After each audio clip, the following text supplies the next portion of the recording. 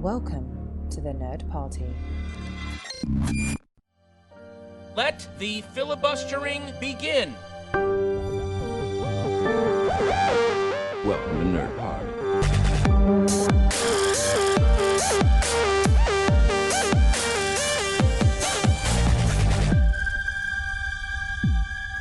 Hello and welcome to Filibuster here on the Nerd Party. We're feeling festive this week, well, festival at the very least, as we prepare to attend this year's virtual London Film Festival. Joining me to look through some of the most anticipated films from this year's lineup is Lee Hutchison. How are you? Yeah, I'm really good, thanks. Yeah, it's exciting again to be talking about film festivals. I know a lot of them have been virtual or cancelled this year, but I think on top of covering Glasgow together earlier in the year, your coverage of Venice, and now sort of the upcoming London Film Festival, it's nice to feel that we're still doing something that we feel excited about, even if it is insanely different to what we would have expected last year. Exactly. I was going to ask you because I think this is probably your first film festival since Glasgow, which was, as far as I'm aware, pretty much the last UK film festival to actually go ahead in its desired format. I mean, I think you maybe watched one or two the Edinburgh Film Festival. It wasn't even the Edinburgh Film Festival, it was a virtual thing, because I thought that was the film festival, and then they put an email out saying this is the film festival that could have been, but we just never got around to doing it. And I was like, oh, you were still planning one. That was interesting. Yeah, okay, I thought that was really weird as well, because I got that, like, they had the whole thing with like Curzon Films and so on. You thought, oh, that's a nice collaboration. It's good to see sort of like Curzon sort of recognising EFF situation and sort of coming together. And I was like, you know what, it wasn't what I was expecting at the start of the year, but it's something, and I'm glad that they could say they had a festival for the year. And then when that email came, I was like, but so what was it? What would shape the other festival too? Because I thought, well, I'm happy enough we got that. That keeps the line going, because obviously it's one of the world's longest running film festivals. So yeah, that truly was a bizarre moment in a year of bizarre and crazy moments.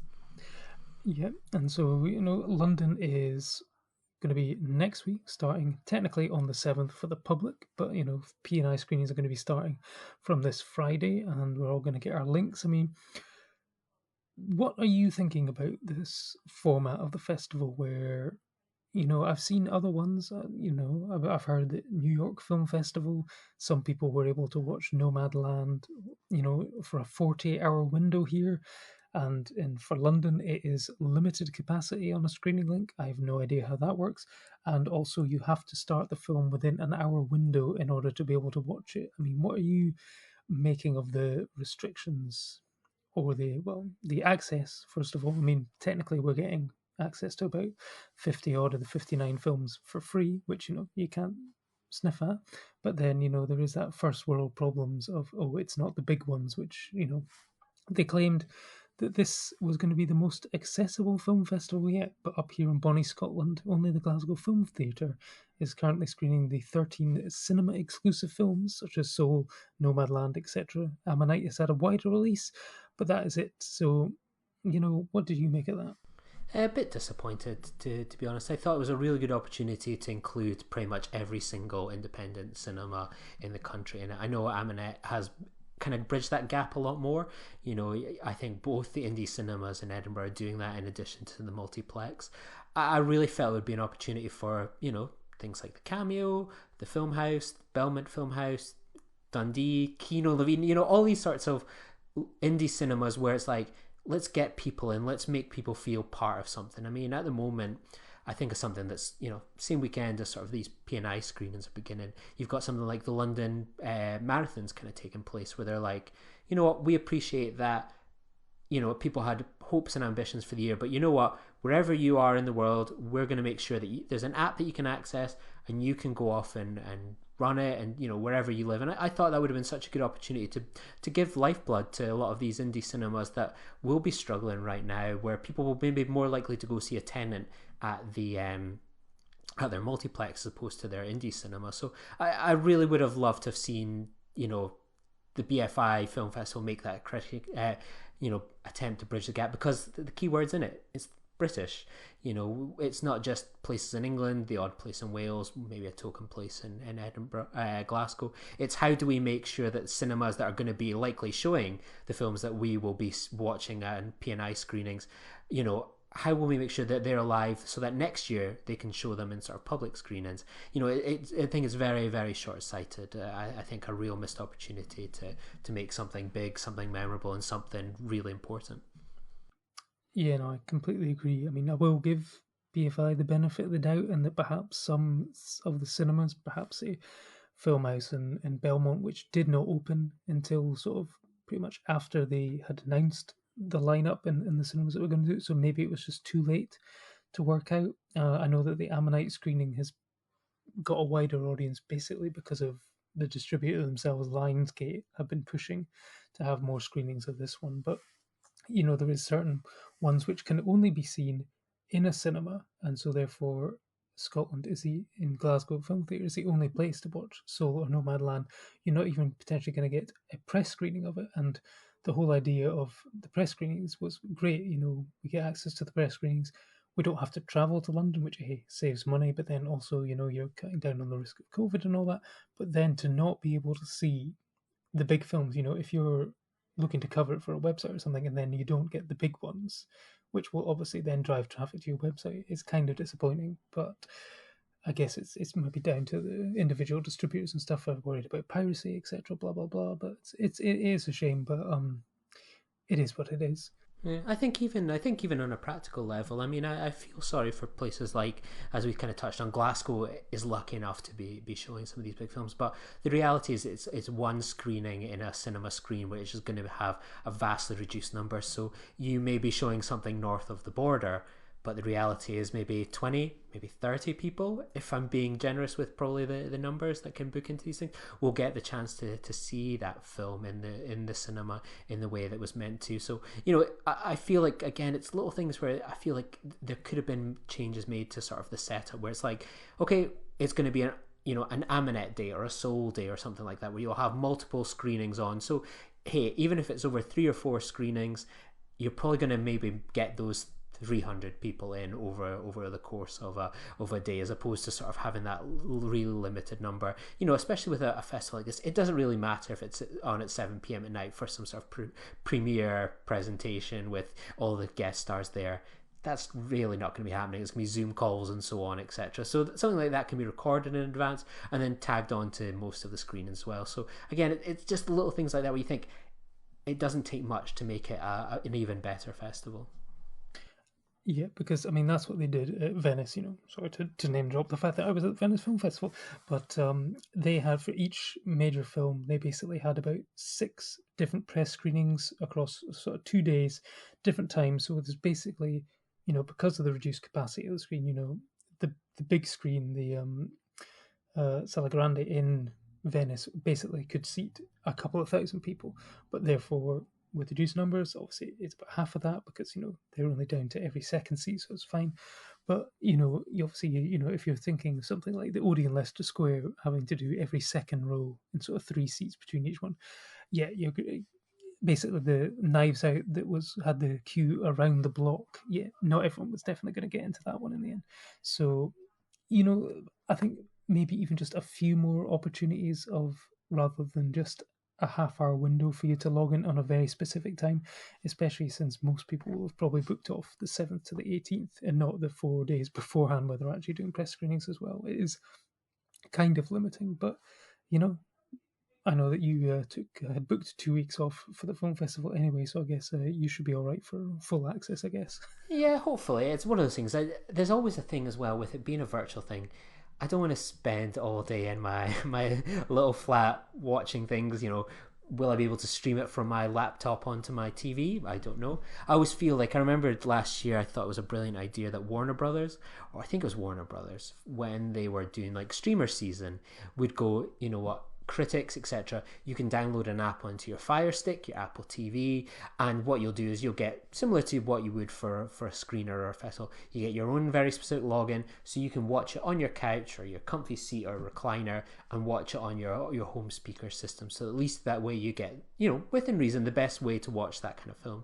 And I feel like festivals should maybe be kind of looking at that sort of, the app will be available on app stores, etc. But ultimately, you will just need to log in to achieve it, and you can have people watch the film in the best way, as opposed to cracked laptop screens, things that might not always kind of click together. I think, again, it's little things like that where, I get that this is brand new for people, but there are ways out there that have kind of been tried and tested by some of these large organizations that could be adapted to make it a bit easier for people to watch films. But I'll certainly will watch films, but not as much as I would if I was actually there, because I want to have some time off as well. I don't want to be I spend most of my working day looking at computer screens. I want to be able to get out, enjoy some fresh air, do some bits and pieces, something a little bit different. And it's always a bit different when it's, watching a film yourself as opposed to being surrounded by friends, the buzz of catching things, breaking up a day here and there with a trip to a museum or a social event. So yeah, we'll see what happens.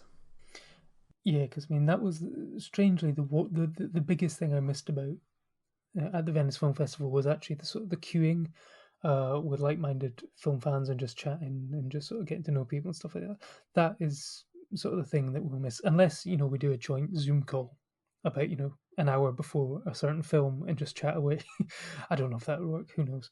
But I think it is nice probably actually to also have like you say, when we were at London Film Festival last year. I was pretty much up probably around about 5 or 6 in the morning, getting the tube into town, queuing then for the first film, and then was probably there until at least sort of 8 o'clock at night, sometimes even later.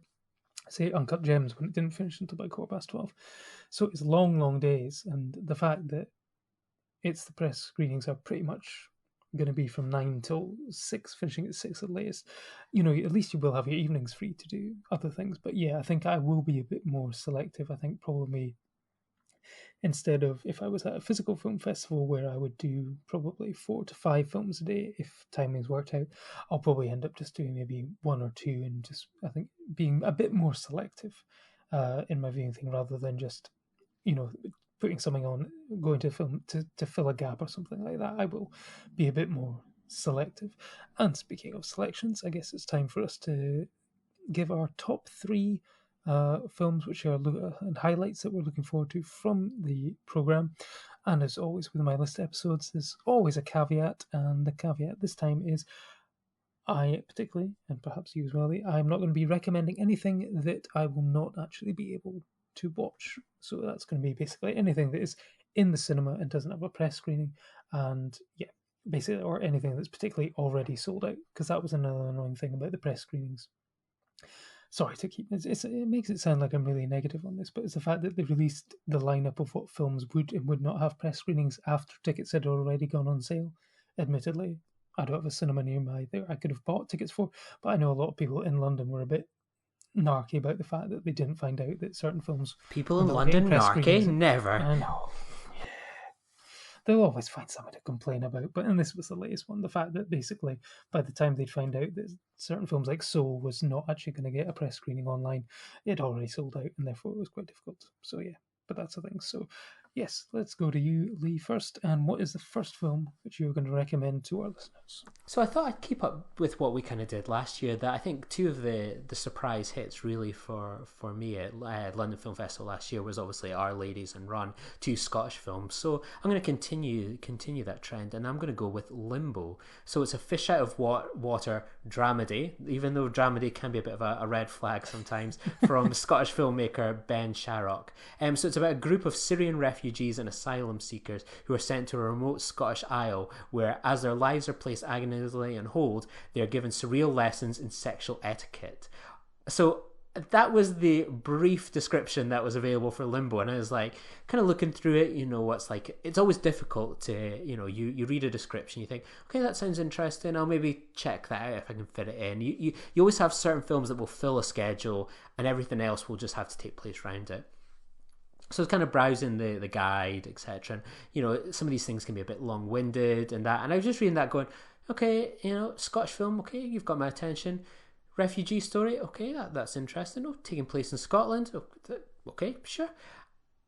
Surreal lessons in sexual etiquette. Well, I will be there and tuning in for my 10 a.m. slot for that one. So, yeah, I'm curious to see that. I always think it's one of these things, as great as it is to get access to the world's cinema, it's also equally important to see what films that could be potentially making a splash next year in a place like Scotland are going to be coming up, and this is one that I had not heard about, and it's good to always see something a little bit different from Scottish cinema. So Limbo is the first film on my list that I'm looking forward to.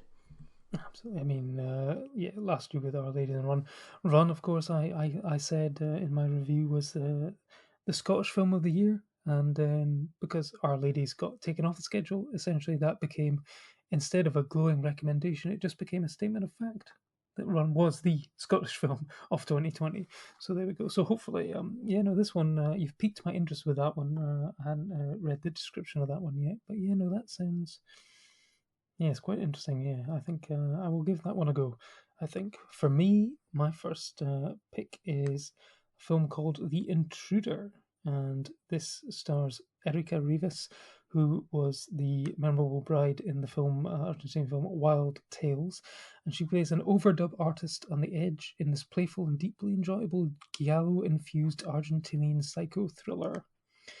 Now, a voice actress and singer, Inez starts to suffer from intense nightmares following a traumatic event. It's not helped by creepy sounds that appear on her voice-over recordings. One of her colleagues believes she could be carrying an intruder.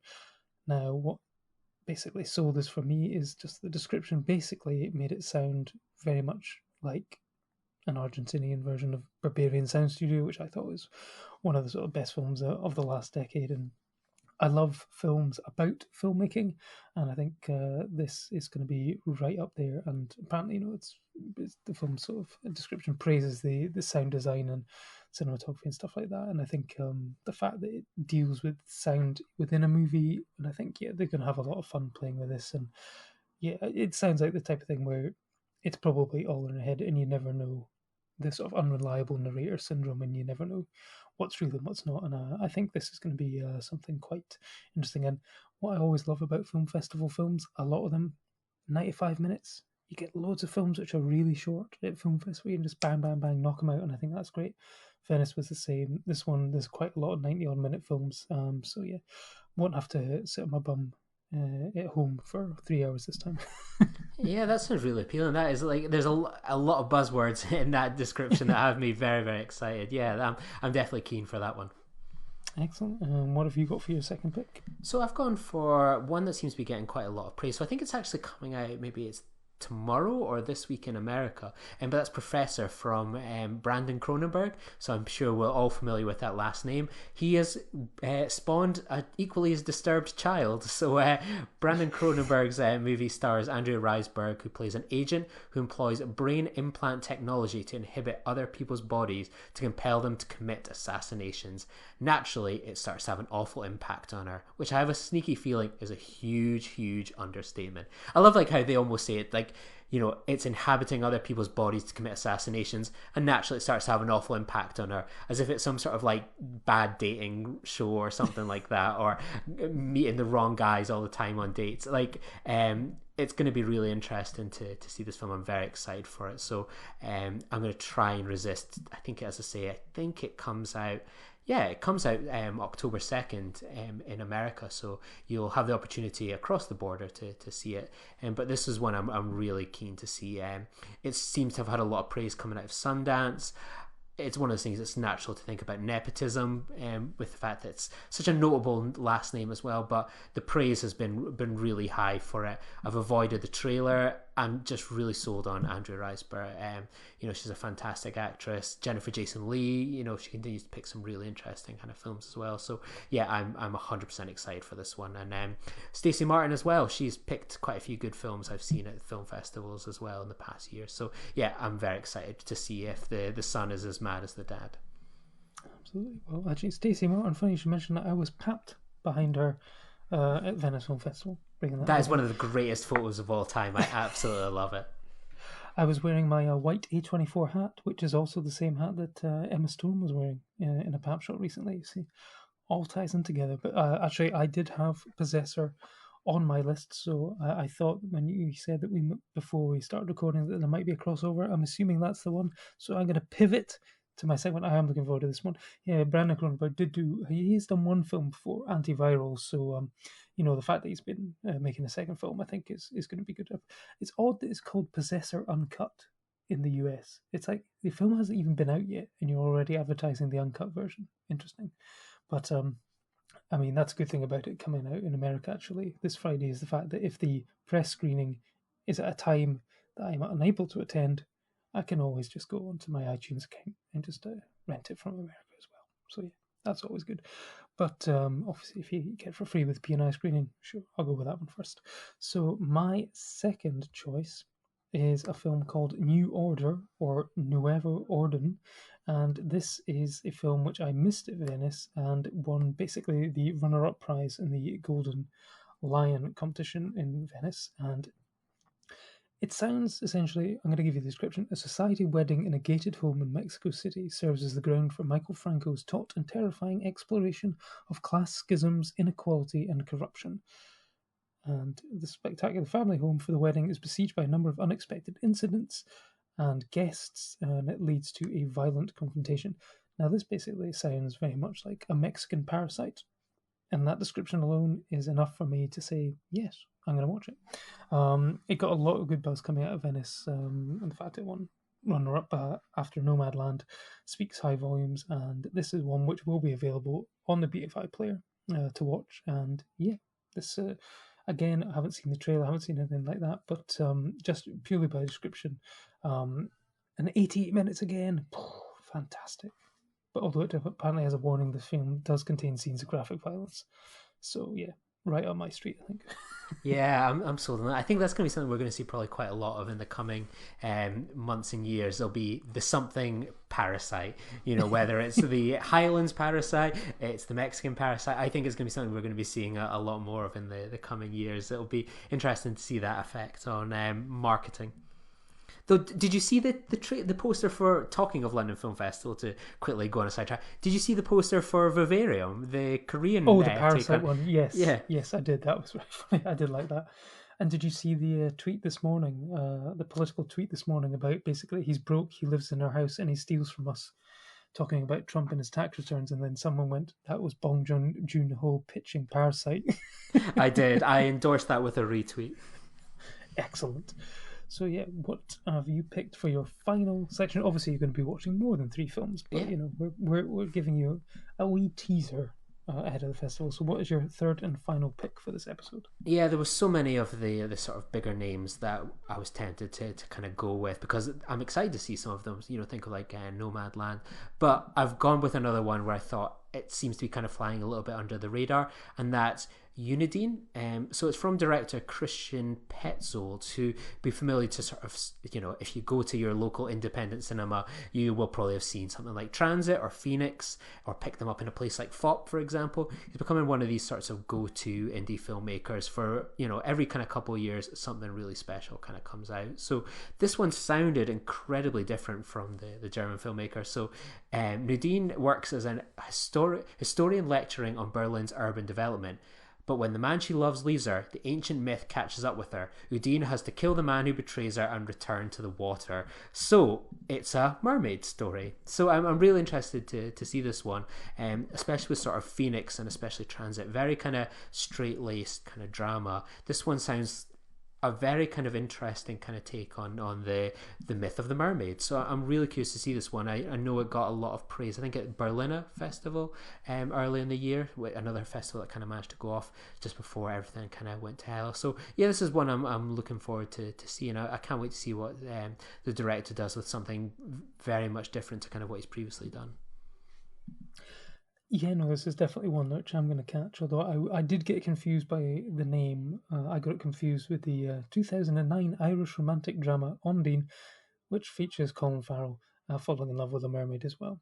So I'm guessing that Ondine and Undine are basically the same word in different languages for mermaid. So there we go. But yeah, no, I'm definitely going to give that one a look. And my final pick is, because I had to pivot from Possessor, I am going to go with a documentary this time. And it is called One Man and His Shoes. And it's a story about South Londoner Yemi Bamrose Pacey engrossing Michael Jordan documentary, which reveals the darker side of marketing trainers. So basically, jumping on the bandwagon and off the success of The Last Dance, and the fact that Air One Jordans from Nike have basically gone for a lot of money on eBay recently. This is sort of a documentary which looks at the commodification of black culture and the lack of corporate accountability in how one sportsman in a once in a generation talent becomes the sort of face and icon of a generation, and basically how corporations use that man and his image in order to try and make money. So it should be quite an interesting one and probably won't hold back. It's going to be interesting to see if it speaks with Michael Jordan or not. But apparently it also may feature sort of Spike Lee and other sort of members of black culture. So this kind of thing, I think is going to be really sort of interesting. Everyone always sort of says, the cost of trainers versus, what the price it makes to pay. I'm sure it's going to be quite interesting in exploring sort of class inequality and stuff like that. And yeah, hopefully it'll be quite entertaining as well. So yeah, that's my final pick. That's a good choice. I've always thought that would be such a good idea for a documentary, because I'm surprised it's not been made into one actually before. I mean, I don't know if you heard about it. There was a book a few years ago. Was it Phil Knight, sort of the co-founder of Nike, wrote this book called Shoe Dog. It was all about the creation of Nike and the focus on sort of the trainers and how that kind of drove everything. And it was one of those things, like, I remember hearing that going like, who the hell would want to read a book about like Nike shoes and stuff? Like, it's surely that it can't be that engrossing as like a really thick read. But the kind of friends that I had that picked it up, I know you can get for like a couple quid at places like FOP in the UK, raved about it as a book. So it sounds like it'll be an interesting kind of double feature. Perhaps you can maybe read the book from one sort of perspective with Nike and then sort of get this take on it sort of from the, was it really a positive thing that they were doing all along? I'm really interested. You've got my attention with this one. Excellent there, and we've managed to go through, I think, without mentioning any of the big films, because obviously, people are going to see the new Pixar film. They're going to see Ammonite, which stars, Oscar winner Kate Winslet, multiple Oscar nominee Saoirse Ronan, who will probably get another one and overtake Kate Winslet's own record of being the youngest Oscar nominee without a win with the most nominations. And, so yeah, we'll see that. But, so that's the London Film Festival recommendations from us, which starts next Wednesday, 7th of October. But as always, we like to recommend a little something else that we've been watching, listening, or enjoying over the past week. So, Lee, what are you going to recommend to our listeners? So, as everyone kind of knows, I'm a bit of a Star Trek fan, and one of the new things that's kind of come out from there is they've decided to go up against us in the podcast biz, and there's a podcast out at the moment that they've been releasing interviews with noted kind of Star Trek fans. The first one was with Ben Stiller, for example, and it's all about famous people's introduction to Star Trek. So I think they have like people like Ben Stiller, he's been on, and upcoming we've got like Stacey Abrams, noted American politician, Tig Notaro, American comedian, and it's hosted by Tawny Newsome and Paul F. Tompkins. So Tawny Newsome is obviously one of the voices in Star Trek Lower Decks, and Paul F. Tompkins is from BoJack Horseman and has got one of the most relaxing voices in the world. And it's just them talking to like celebrities, people of interest about their connection to Star Trek, and it's equally part funny, interesting, insightful. I did not realize that Ben Stiller had this huge Star Trek collection of Spock ears. Like, it's always incredible to discover things like that. So yeah, it's been a podcast I've really enjoyed. Great hosts, and good rivals. Good luck to them. Absolutely. I remember my introduction to Star Trek. I think, well, certainly my overriding memory of Star Trek as a kid was definitely probably watching Wrath of Khan and getting freaked out by the bugs that go in the ears. And that was always my one. But, we've got Star Trek ones now. And then, I'm sure one that you're going to be listening to is a new Bond podcast, an official Bond podcast as well coming up. I'm sure you'll be recommending that in a couple of weeks. But I'm guessing that if they are releasing a new podcast at the beginning of October, they're probably safe to say they're going to try and stick to that November date for a release then and not move. Yeah, they seem to be doubling down on it. Like they are putting out tweets every few days where it's like there'll be a picture and it's like, in cinemas November. Don't forget cinemas November. It's like a little kid that's just like nudging you the whole time. Like, it's my birthday in a few days. Like, I'm not seeing any sort of indication that they are going to swerve. I mean, 2021 is too packed already. I don't know where Bond would go. I think they're gonna go for it. I don't think Universal can afford to have another attempt at a third marketing schedule, considering it was just about to be released. So I am willing to bet I put on a bet with a friend that it will be released in November in the UK, and I, for one, can't wait. Yeah, I think as long as things don't get worse and they don't close down cinemas, I think, it probably will still, because, the worldwide box office for Bond films has always been bigger than the American market. So, I think it's pretty safe at this point. But my recommendation of the week, I've got 2 written down here, but you know what? I'm going to go with the second one, and that is First Man, which is now on Netflix. This is Damien Chazelle's film, which looked at the run up to the moon landings from the focus point of Neil Armstrong, played by Ryan Gosling, and I rewatched it today actually on Netflix, and you know what? People just did the dirty on this film. It just didn't get the credit it deserved. I think in terms of Gosling's performance, cinematography, that aspect ratio change which happens when it sort of steps out of the lunar module and onto the moon. Ooh, chef's kiss. And then also the soundtrack as well. The score is just immense and should have been nominated for Best Score at the Oscars, but it wasn't. And I think I want people to go back and either rewatch it or watch it for the first time and discover a film which was unfairly overlooked, I think, in 2018. Obviously, it was coming off the back of basically multiple Oscar wins for La La Land. Not the big one, that went to Moonlight in the end. But I think, people were just maybe expecting something else from him. But I thought this was, a really interesting film. And I want to know the story behind Buzz Aldrin being portrayed as an absolute douche in this film by Corey Stoll. I don't know what Buzz Aldrin did to piss off everyone, but there must be a story there, I think.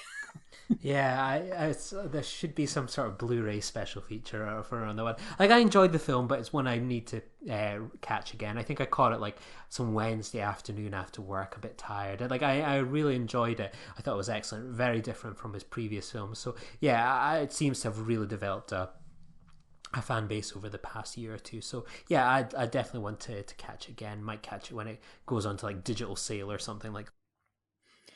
Yeah, it's different from his other films, but also in that basically all 3 of his films, Whiplash, La La Land, and First Man, end with 2 people looking at each other silently from across a room.